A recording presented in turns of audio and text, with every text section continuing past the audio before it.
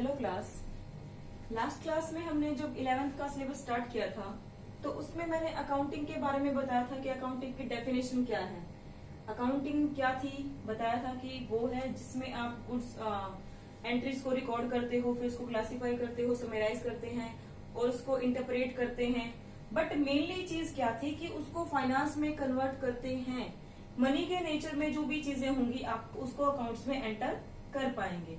Next हम चलते हैं, आज अकाउंटिंग प्रोसेस करेंगे, ऑब्जेक्टिव्स करेंगे, लिमिटेशंस करेंगे, branches of accounting and book keeping, accounting and accountancy. तो पहले आते हैं अकाउंटिंग प्रोसेस में। आपकी बात आती है अकाउंटिंग प्रोसेस की, functions of accounting, accounting elements, ये सारे के सारे आपके यही होते हैं और जो डेफिनेशन में से ही निकल कर आए हैं सारे के सारे पॉइंट्स। तो फर्स्ट ऑफ ऑल हम क्या करते हैं इसमें, फाइनेंशियल ट्रांजेक्शन एंड इवेंट्स, उन इवेंट्स को, उन घटनाओं को, उन ट्रांजेक्शन्स को, ट्रांजेक्शन मीन्स लेन देन, गिव एंड टेक, तो उन ट्रांजेक्शन्स को लेकर आते हैं। पहले उनको देखते हैं कि किसको आप मनी टर्म्स में कन्वर्ट कर सकते हो। उसको मनी टर्म्स में कन्वर्ट किया, आफ्टर दैट हम उसको रिकॉर्ड करेंगे। जो भी चीजें आती है, रॉ मटेरियल आया उसको ऐड कर रिकॉर्ड कर लिया, फर्नीचर आया उसको रिकॉर्ड कर लिया, कोई असेट आई, प्लांट आया, मशीनरी आई, उसको रिकॉर्ड कर लिया। तो ये आपका रिकॉर्डिंग कहलाता है। उसके बाद रिकॉर्ड करने के बाद उनको आप अलग अलग अकाउंट्स में क्लासिफाई करते हो। इस क्लासिफाई करने को लेजर कहते हैं। प्रैक्टिकल चैप्टर है ये, इनको करेंगे, क्वेश्चन है इसमें, तो इसको जर्नल के बाद करेंगे हम। इसको क्लासिफाइंग कहते हैं। क्लासिफाइंग मैंने आपको 8 बुक्स बताई थी, जैसे कैश बुक थी, सेल्स बुक थी आपकी, परचेज बुक थी और भी सारी बुक्स बताई थी, 8 बुक्स। तो अलग अलग आइटम जो भी है, जिस जिस बुक का है उसको उस बुक में ट्रांसफर करना क्लासिफाइंग कहलाता है।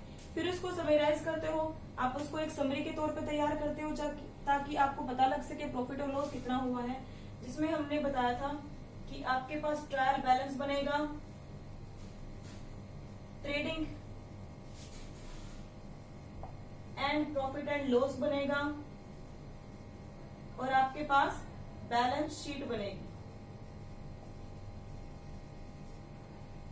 ये बताया था। अब इनको बनाने के बाद हम क्या करते हैं, एनालाइज करते हैं, इंटरप्रेट करते हैं। एनालाइज और इंटरप्रेट करने का मतलब है उसको मीनिंगफुल इंफॉर्मेशन निकालना। जो आपने तैयार किया है इनसे मीनिंगफुल इंफॉर्मेशन निकालना एनालाइजिंग एंड इंटरप्रेट कहलाता है, ताकि ये इंफॉर्मेशन आपकी मैनेजमेंट के लिए हेल्पफुल हो। और उसके बाद कम्युनिकेटिंग टू द यूजर्स, जो रिजल्ट आया है आपके पास, जो भी प्रॉफिट है या लॉस है, उसको यूजर्स के पास हम भेजते हैं। यूजर्स होते हैं आपके 2 टाइप्स के, इंटरनल एंड एक्सटर्नल। उसको हम नेक्स्ट क्लास में करेंगे। फिलहाल हम ये देखते हैं objectives and advantage of accounting. Objective and advantage क्या है कि हम बिजनेस में काफी सारे काम करते हैं। ऑब्जेक्टिव्स है कुछ, इसमें से कुछ हमारे अकाउंटिंग के एडवांटेज हैं। उन ऑब्जेक्टिव में आपका है कि ये क्या करता है, रिकॉर्ड को मेंटेन करता है। अकाउंटिंग क्या करते हैं, रिकॉर्ड को मेंटेन करती है। हम अपनी बुक्स में से देखकर पता लगा सकते हैं कि ड्यूरिंग द ईयर आपके पास सेल कितनी हुई है, आपके पास परचेज कितनी हुई है, हमारे पास प्रॉफिट कितना है, इन केस प्रॉफिट नहीं है तो लॉस हमारे पास कितना है। ये सारी की सारी इंफॉर्मेशन हमें यहाँ से पता लगती है। तो ऑब्जेक्टिव क्या है इसका, फर्स्ट कि ये बुक्स को मेंटेन करके रखता है, रिकॉर्ड को मेंटेन करके रखता है। दूसरी एडवांटेज है हम इसको प्रिपेयर करके प्रॉफिट एंड लॉस का पता लगा सकते हैं कि हमें कितना प्रॉफिट हुआ है, कितना लॉस हुआ है। दूसरा, ये हमारी फाइनेंशियल पोजीशन को बताती है कि eight the end of the year हमारे पास कितना पैसा है और कितना पैसा हमें सेकंड पार्टी का, बाहर वालों का पेमेंट करना है। फाइनेंस के बारे में बताती है। तीसरा, ये हमें बताती है कि हम अपने अकाउंट्स को कंपेयर कर सकते हैं ताकि हमारी मैनेजमेंट उससे पता लगा सके कि पिछले साल के कंपैरिजन में या और कंपनीज के कंपैरिजन में हमारे पास प्रॉफिट होते हैं या लॉसेस होते हैं। सपोज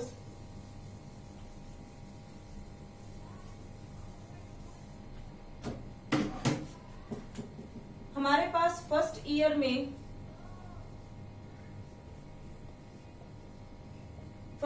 प्रॉफिट हुआ था 15,000, सेकेंड ईयर में प्रॉफिट हुआ 20,000। करंट ईयर जो चल रहा है हमारा, करंट ईयर, उसमें हमने प्रॉफिट कमाया 25,000। तो हम कंपैरिजन करके पता लगा सकते हैं कि हमने प्रॉफिट कमाया है, हमारा प्रॉफिट इंक्रीज हुआ है। और इन केस अगर हमारा प्रॉफिट यहाँ पर 20,000 होता तो हम कहते हैं कि हमारा प्रॉफिट इक्वल है, ना हमने इंक्रीज किया ना ही हमने डिक्रीज किया। तो इससे क्या होता है, आप कंपैरिजन कर सकते हो ताकि आपकी मैनेजमेंट को हेल्प मिले कि उसको क्या फर्दर डिसीजंस लेने हैं। तीसरा, आप जो ये रिकॉर्ड मेंटेन करता है, balance sheet, profit and loss prepare करता है, आप इसको कोर्ट में एज एन एविडेंस शो कर सकते हो कि हमारे पास ये प्रूफ है, हमने इतना प्रॉफिट कमाया है, इतनी सारी चीजें हमारे पास ये मेंटेन है। तो ये थे इसके ऑब्जेक्टिव एंड एडवांटेज। और भी इसके बहुत सारे एडवांटेज हैं, हमें प्रॉफिट का पता लगता है, लॉस का पता लगता है, इसके बेस पे फ्यूचर के डिसीजन हम ले सकते हैं। मैनेजमेंट देखती है कि लास्ट ईयर के कंपैरिजन में हमने कितना कमाया है, क्या हमें डिसीजन लेने चाहिए, मार्केट में क्या चल रहा है, तो ये सारी की सारी चीजें हमें पता लग जाती हैं। अब जैसे हर एक पर्सन में कुछ ना कुछ खूबियां होती हैं, कुछ ना कुछ उसकी कमियां होती हैं, तो सेम लिमिटेशंस भी हैं अकाउंटिंग की। एडवांटेज होने के बाद अकाउंटिंग में कुछ ना कुछ लिमिटेशंस भी हैं। तो हम ये नहीं कह सकते कि फर्स्ट वन, हम ये नहीं कह सकते कि हमारी अकाउंटिंग फुल्ली एग्जैक्ट है। It is not fully exact. Exact नहीं कह सकते। क्यों नहीं कह सकते? क्योंकि वो भी तो एक पर्सन ही तैयार करता है। अगर उसने फर्स्ट ऑफ ऑल परचेज हमारे पास हुई, परचेज अगर उसने 20,000 की बट बाय मिस्टेक उस पर 25,000 लिखा गया, तो पूरा रिकॉर्ड हमारा गलत हो गया। तो हम ये नहीं कह सकते कि हमारा जो रिकॉर्ड है वो फुल्ली एग्जैक्ट है, उसमें कोई भी कमियां नहीं है, उसमें कमियां भी हो सकती है। दूसरा है भी अनरियलिस्टिक इंफॉर्मेशन।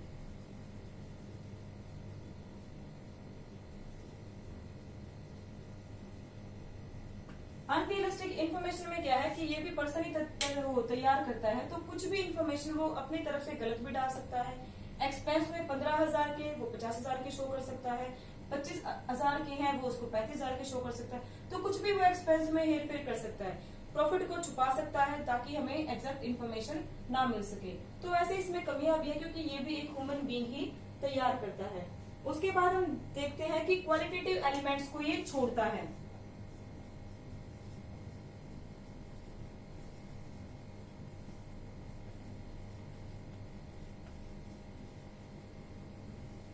फर्स्ट उसमें भी बताया था मैंने कि क्वालिटेटिव एलिमेंट्स को छोड़ देता है। क्वालिटेटिव एलिमेंट्स क्या हैं कि जो क्वालिटी में डिनोट किए गए हैं। सपोज अगर हमारा मैनेजर अच्छा काम करता है, उसमें स्किल्स हैं और उसकी वजह से हमें बहुत नुकसान होगा अगर वो कंपनी को छोड़ के जाता है, बट आप इसको अकाउंट्स में एंटर ही नहीं कर पाते, उसकी क्वालिटीज को आप शो ही नहीं कर पाओगे क्योंकि उसको मनी टर्म्स में कन्वर्ट ही नहीं कर पा रहे हो। तो मनी टर्म्स में उस चीज को हमने कन्वर्ट नहीं कर सकते, इसलिए ये क्या करता है, क्वालिटेटिव एलिमेंट्स को छोड़ देता है। आपके पास स्ट्राइक हो जाती है, सपोज कंपनी की पोजीशन मार्केट में डाउन हो जाती है, बट ये उस पोजीशन को भी शो नहीं करता क्योंकि उसको मनी टर्म्स में कन्वर्ट नहीं कर सकते हैं हम। नेक्स्ट कहता है ये विंडो ड्रेसिंग शो करता है। विंडो ड्रेसिंग, विंडो ड्रेसिंग सुनी है आपने कभी? होता है कि ऊंची दुकान फीका पकवान। कई बार हम बाहर शोरूम की शो देख के पता लगा लेते हैं कि इसके अंदर बहुत कुछ होगा, बट अगर जाते हैं अंदर तो हमें उतना मटेरियल नहीं मिलता जितना हम एक्सपेक्ट करते हैं। तो विंडो ड्रेसिंग अकाउंट में एक इसकी लिमिटेशंस है क्योंकि ये चीजों को बढ़ा चढ़ाकर शो कर देता है, जबकि इतनी चीजें हमारे पास नहीं होती हैं जो इन्फॉर्मेशन को मिसलीड करती है, मिसगाइड करती है एक पर्सन को जो वो इन्फॉर्मेशन देखता है। तो ये थी इसकी लिमिटेशंस। अब हम आते हैं ब्रांचेस ऑफ अकाउंटिंग पे। अकाउंट्स की भी ब्रांचेस होती है भाई, जैसे हमारे पास है यहाँ पर cost accounting, financial accounting, management accounting. Financial accounting आप पूरी 11th में पढ़ोगे, जिसमें आप trading profit and loss and balance sheet बनाना सीखोगे, जो फाइनेंस के बारे में आपको बताती है। At the end of the year आपने कितना प्रॉफिट कमाया, कितना लॉस कमाया, उन सब के बारे में बताती है। आपके पास है नेक्स्ट कोस्ट। कोस्ट में क्या है कि जिससे कोस्ट अकाउंटिंग वो अकाउंटिंग है जिससे आपको किसी भी चीज की कोस्ट का पता लगता है। अब जब भी आप बिजनेस करते हो, कोई भी चीज प्रोड्यूस करोगे, ये तो है नहीं उसको एज ए चीज बेच दोगे, उसको पहले तो एस्टिमेट करोगे कितना आपका खर्चा आया है, कितना आपको प्रॉफिट कमाना चाहिए। नॉर्मल प्रॉफिट तो कमाओगे, ये तो है नहीं कि हमने नॉर्मल प्रॉफिट भी नहीं कमाया, उसको एज जितने में आया था उतने में उसको सेल कर दिया। तो पहले उसको हम एस्टिमेट करते हैं। सपोज ये मार्कर अब मेरे पास 50 रुपए का है, मुझे मिला है 50 में, मार्केट प्राइस है इसका, मान के चल रहे हैं। तो अगर 50 रुपए मार्केट प्राइस है तो जरूरी तो नहीं है ना कि इसका कॉस्ट भी इतनी आई हो। हम देखते हैं भी इसकी जो रॉ मटेरियल है वो कितने का आया, या आप जो पेन यूज करते हैं सपोज का प्राइस 5 रुपीज का है, उसमें इंक भी डालते हैं हम, उसका रिफिल भी है,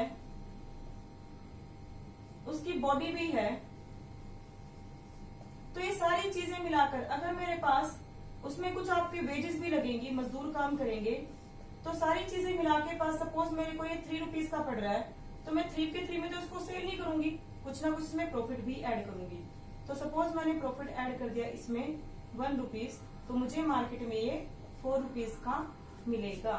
सपोज सॉरी, अगर इसका 4 रुपीज प्राइस है तब, तो जितने में हमें मिलता है एज इट इज उसकी कॉस्ट नहीं होती, वो हमें कुछ ना कुछ प्रॉफिट ऐड करके तब हमसे वो सेल प्राइस चार्ज किया जाता है।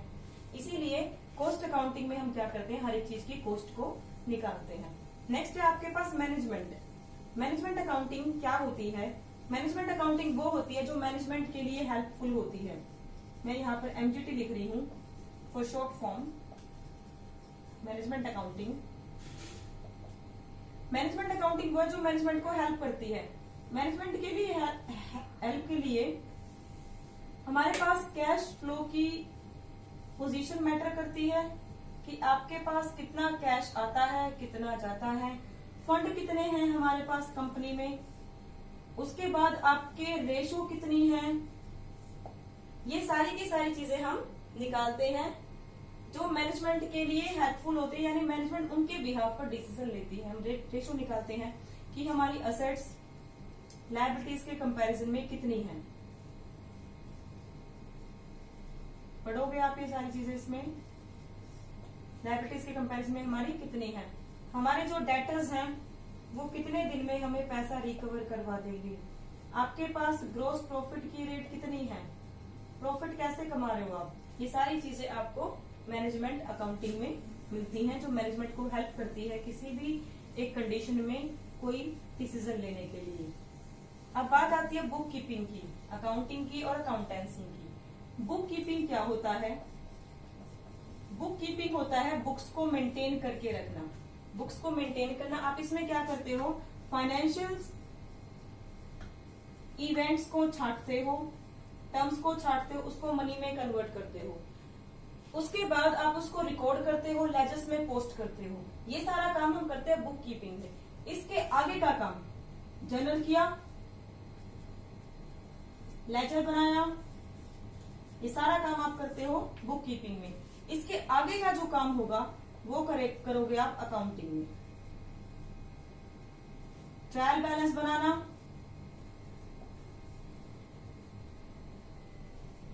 Trading and profit and loss तैयार करना,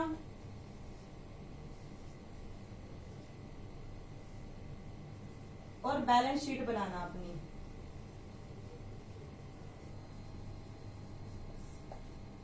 अकाउंटिंग में करते हो। ये जूनियर स्टाफ करता है, इसको सीनियर स्टाफ करता है, ये रूटीन नेचर का है, ये एनालिटिकल का है। एनालिटिकल होता है जिसमें थोड़ा सा आपको और टेक्निकल होना पड़ता है। और आपका लास्ट में बचता है अकाउंटेंसी। अकाउंटेंसी क्या कहता है? सिस्टमेटिक रिकॉर्ड, सिस्टमेटिक ढंग से अकाउंटिंग करना आपका अकाउंटेंसी कहलाता है। फुल नॉलेज जो अभी आपने अकाउंटिंग की रिसीव की है, आप उसको यूज कैसे करते हो, उसको काम में कैसे लेकर आते हो, वो आपका अकाउंटेंसी कहलाता है। तो this is all about these topics. Next में हम इस फर्स्ट चैप्टर को, जो भी इसका बेसिक है अकाउंटिंग का आपका, उसको हम कंप्लीट कर देंगे। तो आप इस वीडियो को लाइक कर देना, शेयर करना और मेरे चैनल को सब्सक्राइब करना, ताकि आप 11th और 12th का फुल सिलेबस यहां से सीख सको। और बेल आइकन को प्रेस भी कर देना। Okay, thank you for the day.